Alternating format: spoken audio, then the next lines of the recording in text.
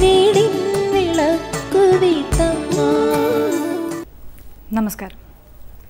സ്വാതന്ത്ര്യദിനത്തിലെ പ്രത്യേക sky jewellery വീട്ടമ്മയിലേക്ക് എല്ലാ മാന്യ പ്രേക്ഷകർക്കും സ്വാതന്ത്ര്യ ദിനാശംസകളോടെ സ്വാഗതം. ആകാശത്തിലെ വർണ്ണരാജികൾ എനിക്കു വേണ്ട,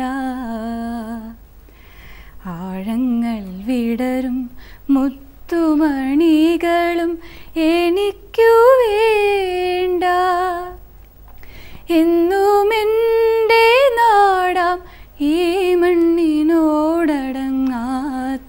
സ്നേഹമേ എനിക്കു വേണ്ടു. മനോഹരം മനോഹരം ഭാരതം മനോഹരം. മറ്റൊരു സ്വാതന്ത്ര്യദിനം കൂടി കടന്നു വന്നിരിക്കുന്നു. ഒരുപാട് ജീവൻ്റെ, ഒരുപാട് ആശയങ്ങളുടെ ഒക്കെ പ്രതിഫലനമായി നമുക്ക് ലഭിച്ച സ്വാതന്ത്ര്യം. ഒരുപക്ഷെ വർഷം തോറും ഈ സ്വാതന്ത്ര്യ ദിനാഘോഷത്തിൻ്റെ മാറ്റ് വർദ്ധിക്കുന്നതോടൊപ്പം അറിയാതെയെങ്കിലും നമ്മൾ ചിന്തിച്ചു പോകേണ്ട ഒരു കാര്യമുണ്ട്. നമുക്ക് ചുറ്റും നടക്കുന്ന സംഭവങ്ങൾ, വാസ്തവങ്ങൾ നമ്മെ ചിന്തിപ്പിച്ചു പോകുന്ന ഒരു കാര്യമുണ്ട്. ഈ സ്വാതന്ത്ര്യം, അല്ലെങ്കിൽ ഒരുപാട് പേരുടെ ബലിദാനമായി നമുക്ക് ലഭിച്ച ഈ സ്വാതന്ത്ര്യം, അത് എത്രത്തോളം പൂർണ്ണമായി നമ്മൾ ആസ്വദിക്കുന്നുണ്ട്, നമുക്ക് ആസ്വദിക്കാൻ കഴിയുന്നുണ്ട് എന്നുള്ളൊരു ചോദ്യം. ഒരുപക്ഷെ ഈ സ്വാതന്ത്ര്യത്തിലേക്ക് നയിച്ച ആശയങ്ങളുടെയും ജീവൻ്റെയും ഒക്കെ മൂല്യശോഷണം ഇവിടെ സംഭവിക്കുന്നുണ്ടോ എന്നുള്ള ഒരു വാസ്തവം. എങ്കിലും പ്രതീക്ഷകൾ ബാക്കി. ഇനി ഭാരതത്തിനെ സംബന്ധിച്ചിടത്തോളം, ഭാവി തലമുറയെ സംബന്ധിച്ചിടത്തോളം ഒരുപാട് നല്ല ദിനങ്ങൾ കാത്തിരിക്കുന്നു, ഒരുപാട് നല്ല അവസരങ്ങൾ, അവസ്ഥകളൊക്കെ വരാനിരിക്കുന്നു എന്നുള്ളൊരു പ്രതീക്ഷ. ഏതായാലും ആ പ്രതീക്ഷയോടെ തന്നെ നമുക്ക് ഇന്നത്തെ സ്കൈ ജ്വല്ലറി വീട്ടമ്മയും ആരംഭിക്കാം. ആദ്യ പങ്ക്തിയിലേക്ക് നമുക്ക് കടക്കാം. സ്വാമി അശ്വതി തിരുനാൾ നമ്മോട് സംസാരിക്കുന്നു. The insight.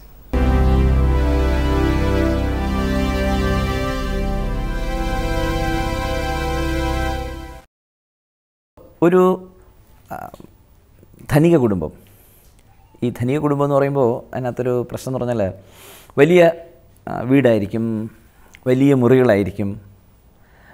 ഈ വലിയ മുറികളിൽ ചെറിയ മനുഷ്യരായിട്ട് അവർ ജീവിക്കും. ഒരു മുറിയും മറ്റൊരു മുറിയും തമ്മിൽ വലിയ ചുവരുകളൊക്കെ ഉള്ളതുകൊണ്ട് ആശയവിനിമയം വളരെ കുറവായിരിക്കും. അപ്പോൾ അധികം അംഗങ്ങളും കൂടി ഇല്ലെങ്കിൽ അവിടെ വളരുന്ന കുട്ടികൾക്ക് വളരെ പ്രയാസമായിരിക്കും. ജവഹർലാൽ നെഹ്റുവിൻ്റെ ഏറ്റവും വലിയൊരു പ്രശ്നം ആനന്ദമന്ദിരം എന്ന് പറഞ്ഞാൽ അദ്ദേഹത്തിൻ്റെ വലിയ കൊട്ടാര സദൃശമായ ആ ഒരു വീട്ടിൽ ഈ വളരെ ഏകാന്ത പഥികനെ പോലെ ജീവിക്കേണ്ടി വന്നു എന്നുള്ളതാണ് അദ്ദേഹത്തിൻ്റെ ആത്മകഥയെ പറയുന്നുണ്ട്. അങ്ങനെയുള്ളൊരു വീട്, ആ വീട്ടിൽ ഒരു കൊച്ചുകുട്ടി, ആ കൊച്ചുകുട്ടിക്ക് അങ്ങനെ പുറത്തു പോകാൻ അധികം സ്വാതന്ത്ര്യമൊന്നുമില്ല. ഒരു ദിവസം ഈ കുട്ടിക്ക് ഒരു മുട്ട കിട്ടി, ഒരു പക്ഷിയുടെ മുട്ട, ഒരു കിളിയുടെ മുട്ട, പൂന്തോട്ടത്തിലുള്ള ഒരു മരത്തിൻ്റെ ഇവിടെ നിന്ന് കിട്ടിയതാണ്. ഈ മുട്ടയെ കൊണ്ട് അത് സൂക്ഷിച്ച് വെച്ച് വളരെയൊക്കെ ശ്രദ്ധിച്ച് അത് വിരിഞ്ഞ് അതൊരു കിളിയായി.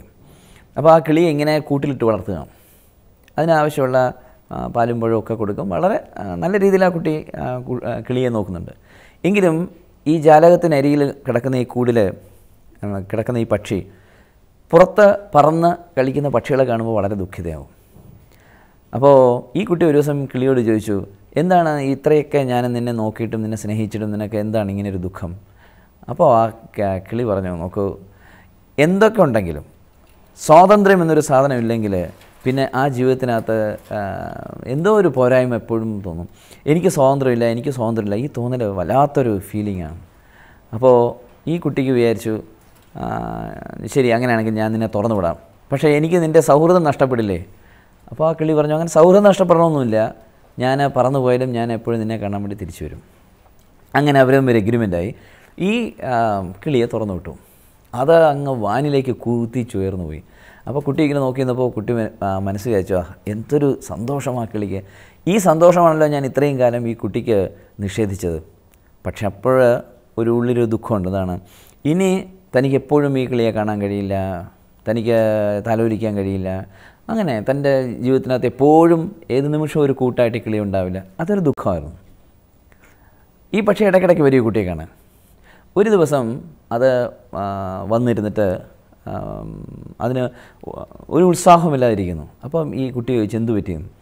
അപ്പോൾ കിളി പറഞ്ഞു എനിക്ക് എന്തോ അസുഖമാണെന്നാണ് തോന്നുന്നത്. അപ്പോൾ ഈ കുട്ടി പറഞ്ഞു ഞാൻ ഇവിടെ നിന്നെ എന്ത് കാര്യമായിട്ടാണ് നോക്കിയത്, നീ ഇവിടെ താമസിക്കുന്നിടത്തോളം കാലം നിനക്ക് ഒരു അസുഖം ഉണ്ടായിരുന്നില്ല. ഇപ്പോൾ ആ മറ്റ് പക്ഷികളിലൂടെയൊക്കെ പോയി കറങ്ങി ആ പക്ഷികളിൽ നിന്നൊക്കെ രോഗങ്ങളൊക്കെ നിനക്ക് കിട്ടി, നിനക്ക് ഇപ്പോൾ അസുഖമായിട്ട് വന്നു. ഇപ്പോൾ നീ പറയൂ നിൻ്റെ ഈ സ്വാതന്ത്ര്യം കൊണ്ട് നിനക്ക് എന്തെങ്കിലും പ്രയോജനം ഉണ്ടായോ? അപ്പോൾ ആ പക്ഷിയൊന്നും പറഞ്ഞില്ല. ഈ കുട്ടി വീണ്ടും ഈ പക്ഷിയെ ആ കൂട്ടിലാക്കി അതിനെ ചികിത്സിച്ചു. പക്ഷേ രോഗം മൂർച്ഛിച്ചു വന്നു. ഒരു ദിവസം ഈ കിളിയെ കയ്യിലെടുത്ത് വെച്ചുകൊണ്ട് ഈ കുട്ടി ചോദിച്ചു ഞാൻ എന്നാലാവുന്നതെല്ലാം നിനക്ക് വേണ്ടി ചെയ്തിട്ടുണ്ട്, പക്ഷേ ഈ രോഗത്തിൽ നിന്ന് നിനക്ക് പുറത്തു വരാൻ കഴിയുമെന്ന് എനിക്ക് തോന്നുന്നില്ല. അപ്പോൾ ആ കിളി പറഞ്ഞു അത് സാരമില്ല, എനിക്ക് സന്തോഷമുള്ളൂ, എനിക്ക് മരിക്കാൻ പ്രയാസമൊന്നുമില്ല, എനിക്ക് വിഷമമൊന്നുമില്ല. അങ്ങനെ പറഞ്ഞ് ആ കിളി പതുക്കെ ഈ കുട്ടിയുടെ മടിയിലേക്ക് തല ചായ്ച്ച് കിടന്നു. അപ്പോൾ ഈ കുട്ടിക്ക് മനസ്സിലായി ഈ കിളി മരിക്കാൻ പോവുകയാണ്. അപ്പോൾ ഈ കുട്ടി ചോദിച്ചു നിനക്ക് ഞാൻ പറഞ്ഞത് കേട്ടിരുന്നെങ്കിൽ ഇത് സംഭവിക്കുമായിരുന്നു, എന്തിന് നീ ഇങ്ങനെ ഈ കൂട് വിട്ടിട്ട് പറന്ന് പുറത്തേക്ക് പോയി? അപ്പോൾ ആ കിളി പറഞ്ഞു നോക്ക്, നീ ജീവിതത്തിനകത്ത് സ്വാതന്ത്ര്യം അനുഭവിക്കുന്ന ഒരാളല്ല, അതുകൊണ്ട് നിനക്ക് സ്വാതന്ത്ര്യത്തിൻ്റെ വില മനസ്സിലായില്ല. ഒരു നിമിഷമാണെങ്കിൽ പോലും ഞാൻ ആകാശത്ത് പറന്ന് നടന്നു എന്നത് ഇന്നിപ്പോൾ മരിക്കുമ്പോൾ ഈ മരിക്കാൻ സമയത്ത് എൻ്റെ ഓർമ്മകളിലേക്ക് നോക്കുമ്പോൾ എൻ്റെ മനസ്സിൽ കിടക്കുന്നത് മുഴുവൻ എൻ്റെ സ്വാതന്ത്ര്യത്തിൽ മുങ്ങിയ ജീവിതമാണ്. ആകാശത്തിൽ ഞാനിങ്ങനെ മറ്റു കിളിയിലോട് പറന്ന് കളിച്ചപ്പോൾ എനിക്ക് കിട്ടിയ സന്തോഷം. ഇങ്ങനെ കുറേ ഓർമ്മകൾ മാത്രമേ ഉള്ളൂ നമുക്ക് മരിക്കാൻ പോകുമ്പോൾ നമുക്ക് കൂട്ടായിട്ടും നമുക്ക് സന്തോഷമായിട്ടും തോന്നുന്നത്. ബാക്കിയൊക്കെ ബന്ധനം കാഞ്ചന കൂട്ടിലാണെങ്കിലും ബന്ധനം തന്നെ വരിൽ എന്ന് പറഞ്ഞ് കിളി മരിച്ചു. അപ്പോൾ ഈ കഥയ്ക്കകത്ത് സ്വാതന്ത്ര്യം എന്നൊരു കാര്യം അത് വളരെ അത്യാവശ്യമുള്ളൊരു കാര്യമാണ്. സ്വാതന്ത്ര്യം ഇല്ലെങ്കിൽ പിന്നെ ജീവിതത്തിന് യാതൊരർത്ഥമില്ല. ഒരുപക്ഷെ ഇന്നത്തെ കാലത്ത് വീട്ടമ്മകളായിട്ട് ഉദ്യോഗസ്ഥരായിട്ടൊക്കെ ഇരിക്കുന്ന സ്ത്രീകളോട് ചോദിച്ചാൽ അവരത് പെട്ടെന്ന് തുറന്ന് സമ്മതിച്ചെന്ന് വരില്ല. എങ്കിലും വളരെ അടുത്ത് അവരോട് സംസാരിക്കുകയാണെങ്കിൽ അവരൊരു കാര്യം പറയും, പുരുഷന്മാർ ജീവിതം വളരെയധികം ആസ്വദിക്കുന്നു, കാരണം അവർക്ക് എല്ലാത്തിനും സ്വാതന്ത്ര്യമുണ്ട്. ഞങ്ങൾ സ്ത്രീകൾക്ക് ആ സ്വാതന്ത്ര്യമില്ല എന്ന് പറയുന്ന സാധനം. ഇനി മറ്റൊരു കഥയിലേക്ക്. ഒരു കൊച്ചുകുട്ടി അച്ഛനോട് പറയാണ്, അച്ഛാ ഈ കുട്ടികളെ ഇങ്ങനെ അച്ചടക്കത്തിലൊക്കെ വളർത്തുന്നത് കുട്ടികളുടെ മനസ്സിനെ വളരെയധികം വിഷമിപ്പിക്കും.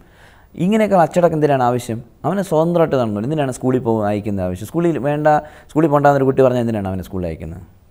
അതുപോലെ ഏത് കാര്യത്തിനും അച്ഛൻ എന്നെ ഇങ്ങനെ ഉപദേശിക്കുന്നു, എന്തിനാണ്? ഞങ്ങളങ്ങ് സ്വതന്ത്രമായിട്ട് വളർന്നോട്ടെ. അപ്പോൾ ഇത് പറയുമ്പോൾ അച്ഛനിങ്ങനെ പട്ടം പറത്തിക്കൊണ്ടിരിക്കുകയാണ് കുട്ടിക്ക് വേണ്ടി. അപ്പോൾ അച്ഛൻ പറഞ്ഞു ശരി നീ ഈ പട്ടം പിടിക്കണം. കുട്ടി ഇങ്ങനെ പട്ടം പിടിച്ചു. പട്ടം ഇങ്ങനെ വാനിൽ പറന്ന് കളിക്കുകയാണ്. അപ്പോൾ കുട്ടി പറഞ്ഞു അച്ഛാ ഈ നൂല് കൊണ്ട് നമ്മൾ ഇതിനിങ്ങനെ പിടിച്ച് വയ്ക്കുന്നതുകൊണ്ട് അതിന് ഭയങ്കര ശ്വാസം മുട്ടലാണ്. അപ്പോൾ അച്ഛൻ പറഞ്ഞു ഒരു കാര്യം ചെയ്യും, അതിനെ പൊട്ടിച്ച് വിടുന്നു. അപ്പോൾ ഈ കുട്ടി നൂല് പൊട്ടിച്ചു വിട്ടു. പൊട്ടിക്കഴിഞ്ഞപ്പോൾ ഈ പട്ടം ആകാശത്തേക്ക് മുകളിലേക്ക് വീണ്ടും കുതിച്ചു. കാറ്റിൻ്റെ ശക്തിയിലങ്ങ് പൊങ്ങി അങ്ങ് പോയി. അപ്പോൾ കുട്ടി കൈകൊട്ടി ചിരിച്ചുകൊണ്ട് പറഞ്ഞു നോക്കൂ അച്ഛാ എന്ത് സന്തോഷമാണത്, എത്ര പൊങ്ങുന്നു, ഇത്രയും കാലം നമ്മൾ പിടിച്ചു വെച്ചല്ലേ കുഴപ്പം. അപ്പോൾ അച്ഛൻ പറഞ്ഞു പ്ലീസ് വെയിറ്റ്. 2-3 മിനിറ്റ് കഴിഞ്ഞപ്പോൾ ഈ പട്ടം താഴാൻ തുടങ്ങി. അത് താന്ന് പോകുമ്പോൾ അച്ഛൻ മകനോട് ചോദിച്ചു നിനക്ക് പിന്നെ എന്തെങ്കിലും ചെയ്യാൻ പറ്റുമോ എന്ന് ചോദിച്ചു. ഏതെങ്കിലും തരത്തിൽ ആ പട്ടത്തിനെ ഉയർത്താൻ പറ്റുമോ? അപ്പോൾ കുട്ടി പറഞ്ഞു അത് പറ്റില്ല. അപ്പോൾ അച്ഛൻ പറഞ്ഞു അതാണ് അച്ചടക്കം എന്ന് പറയുന്ന ഒരു കാര്യത്തിൻ്റെ പ്രയോജനം. നമുക്ക് സ്വാതന്ത്ര്യം എന്ന് പറയുമ്പോൾ അത് സ്ത്രീ സ്വാതന്ത്ര്യമായാലും ശരി, പുരുഷ സ്വാതന്ത്ര്യമായാലും ശരി, രാജ്യത്തിൻ്റെ സ്വാതന്ത്ര്യമായാലും ശരി, ഒരു വ്യക്തിയുടെ സ്വാതന്ത്ര്യമായാലും ശരി, ഈ സ്വാതന്ത്ര്യം എന്ന് പറഞ്ഞാൽ ഉത്തരവാദിത്വം എന്നൊരു സാധനം കൂടെ അതിനകത്തുണ്ട്. ആ ഉത്തരവാദിത്വം ഇല്ലാത്ത സ്വാതന്ത്ര്യം എപ്പോഴും അപകടം തന്നെ ചെയ്യും, യാതൊരു സംശയം അതിനകത്തില്ല. സ്വതന്ത്രമായിട്ട് നടക്കുന്ന വളരെ നല്ലൊരു കാര്യമാണ്. സ്വാതന്ത്ര്യമില്ലെങ്കിൽ ഇപ്പോൾ നമ്മളൊരാളെ സ്നേഹിക്കുന്നു, അയാളോട് നമുക്ക് സ്വാതന്ത്ര്യം ഇല്ലെങ്കിൽ പിന്നെ എന്ത് സ്നേഹമാണ് അതിനകത്ത് അല്ലേ? ഒരു ഭാര്യ ഭർത്താവായാലും ശരി, ആ സ്നേഹത്തിനകത്ത് ഭർത്താവിനോട് എന്തും പറയാനുള്ളൊരു സ്വാതന്ത്ര്യം, ഭാര്യയോട് എന്തും പറയാനുള്ള സ്വാതന്ത്ര്യം, ഇത് രണ്ടും അതിനകത്തുണ്ട്. പക്ഷേ ആ സ്വാതന്ത്ര്യമുണ്ട് എന്ന് പറഞ്ഞ് ഭാര്യയുടെ അച്ഛനെ ചീത്ത പറയുകയാണെങ്കിൽ അത് തീർച്ചയായിട്ടും ഉത്തരവാദിത്വമില്ലാത്തൊരു സ്വാതന്ത്ര്യമാണ്. അതുതന്നെ ഭർത്താവിൻ്റെ കുടുംബത്തെക്കുറിച്ച് അനാവശ്യം പറയുന്ന ഭാര്യ, എന്തും പറയാനുള്ള സ്വാതന്ത്ര്യമുണ്ട്, എന്തും പറഞ്ഞാലും ഭർത്താവ് കേട്ടുകൊണ്ടിരിക്കും, പക്ഷേ പറയരുത്. അവിടെ ഈ സ്വാതന്ത്ര്യം മെച്യൂറായിട്ടുള്ള ഒരു മനസ്സിനാണ് സ്വാതന്ത്ര്യം കൊണ്ട് ഗുണമുള്ളത്. മെച്യൂറായിട്ടുള്ളൊരു മനസ്സല്ലെങ്കിൽ സ്വാതന്ത്ര്യം കുഴപ്പം തന്നെ ചെയ്യും. ഈ മനു വളരെയധികം തെറ്റിദ്ധരിക്കപ്പെട്ടൊരു വ്യക്തിയാണ് മനു പറഞ്ഞിട്ടുണ്ട് ഈ സ്ത്രീകൾക്ക് സ്വാതന്ത്ര്യം അർഹതയില്ല എന്ന്. പക്ഷേ അന്നത്തെ കാലത്ത് സ്വാതന്ത്ര്യം എന്ന പദം ഉപയോഗിച്ചിരുന്ന ഇന്ന് കാണുന്ന പോലൊരു പദമല്ല. അവിടെ സ്വാതന്ത്ര്യം തന്ന സ്വന്തം കാലിൽ സ്വന്തമായിട്ട് ജോലി ചെയ്ത് അങ്ങനെ സ്വന്തം വരുമാനത്തിൽ ജീവിക്കുവാനുള്ള ഒരു ഇതിനെക്കുറിച്ചാണ് അത് സ്വതന്ത്രം അദ്ദേഹം ഉപദേശിച്ചത്. അന്നത്തെ കാലത്ത് സ്ത്രീകൾ അങ്ങനെ ജീവിക്കുവാൻ പ്രാപ്തരായിരുന്നില്ല. രാജ്യങ്ങൾ പരസ്പരം ആക്രമിക്കുകയും സ്ത്രീകളെ പിടിച്ചുകൊണ്ട് പോകുന്ന ഒരു കാലഘട്ടമായിരുന്നു. അവിടെ തീർച്ചയായിട്ടും ബാല്യകാലത്തിൽ അച്ഛൻ്റെയും അതുപോലെ തന്നെ യൗവനത്തിൽ ഭർത്താവിൻ്റെയും പിന്നെ വയസ്സായി കഴിഞ്ഞാൽ മകൻ്റെയും സംരക്ഷണത്തിൽ സ്ത്രീ വളരണം എന്ന് സ്ത്രീയെ കൊണ്ടുപോകണമെന്ന് മനു പറഞ്ഞത് സ്ത്രീക്ക് സഹായമാകാനാണ്. ഇന്നത്തെ കാലത്ത് നോക്കുമ്പോൾ നമുക്ക് അത് വളരെ ഒരു മൂരാച്ചി പരിപാടിയാണെന്ന് തോന്നിക്കാം. എന്തായാലും ഒരു കാര്യം തീർച്ചയാണ്, നമ്മൾ കാട് കാണുമ്പോൾ പലപ്പോഴും മരം കാണില്ല, മരം കാണുന്നവർ കാടും കാണില്ല.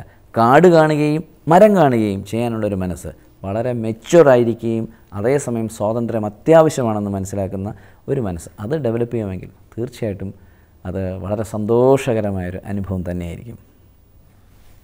നമസ്കാരം. ആണ്ടയിലൊരിക്കൽ ഒരു ഓഗസ്റ്റ് 15 അരുമയായി നുണയുന്ന മധുരമോ ഭാരതം. ഒരുപക്ഷെ ഈ ഒരു വരിയിൽ തന്നെ നമ്മുടെ ഇന്നത്തെ ഭാരതത്തിൻ്റെ അവസ്ഥ പൂർണ്ണമായി തെളിയുന്നുണ്ട്. അതുകൊണ്ട് തന്നെ ഓരോ സ്വാതന്ത്ര്യദിനം കടന്നു വരുമ്പോഴും ഒരുപാട് ഓർമ്മകളിലൂടെ സഞ്ചരിക്കുന്നവരുണ്ടാകാം, ഒരുപാട് സങ്കടങ്ങളിലൂടെ, നിരാശയിലൂടെ, നഷ്ടബോധങ്ങളിലൂടെ സഞ്ചരിക്കുന്നവരുണ്ടാകാം. എങ്കിലും അല്പം ആശ്വാസത്തിനായി കേഴുന്നവരും ഇനിയും നല്ല നല്ല പ്രതീക്ഷകൾ വച്ചു പുലർത്തുന്നവരും ഉണ്ടാകാം. ഈ ഒരു അവസരത്തിൽ ഇന്ന് സ്കൈ ജ്വല്ലറി വീട്ടമ്മ പ്രേക്ഷകർക്കായി ഒരുക്കുന്ന വേദിയിൽ നമ്മോടൊപ്പം സ്വാതന്ത്ര്യ ദിനത്തിൻ്റെ മധുരമായ ഓർമ്മകൾ സൂക്ഷിക്കുന്നവരും ഇന്ന് ആ സ്വാതന്ത്ര്യം ഒരുപക്ഷെ പരിധി കടക്കുന്നുണ്ടോ എന്ന് ആകുലപ്പെടുന്നവരും ഒക്കെയുണ്ട്. രഘുപതി രാഘവ രാജാറാം പതിത പാവന സീതാറാം. രഘുപതി രാഘവ രാജാറാം പതിത പാവന സീതാറാം. सीताराम सीताराम सबको सन्मति दे भगवान ईश्वर अल्लाह तेरे नाम. सबको सन्मति दे भगवान.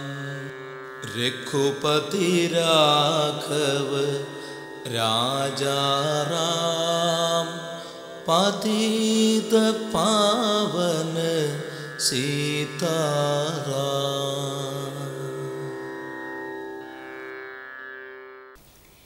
നമ്മുടെ ഈ വേദിയിൽ ഇന്നത്തെ ഈ ചർച്ചയിൽ പങ്കെടുക്കുന്നവർ ശ്രീമതി നബീസത്ത് ബീവി, അതുപോലെ ഹൃദയകുമാരി ടീച്ചറുണ്ട്, റിട്ടയർഡ് അധ്യാപികയായ രുക്മിണി രാമകൃഷ്ണനുണ്ട്, ഗാന്ധി ഭവൻ്റെ പ്രവർത്തകയായ ശ്രീമതി ടി തങ്കമ്മയുമുണ്ട്. ഏവർക്കും ഈ വേദിയിലേക്ക് സ്വാഗതം. എനിക്ക് തോന്നുന്നു ഹൃദയകുമാരി ടീച്ചറിൽ നിന്ന് തന്നെ തുടങ്ങാം. ടീച്ചറുടെ സ്വാതന്ത്ര്യ ദിനത്തിൻ്റെ, അതായത് 1947 ഓർമ്മകൾ ഒന്ന് ആദ്യമേ പങ്കുവച്ചാൽ കൊള്ളാം.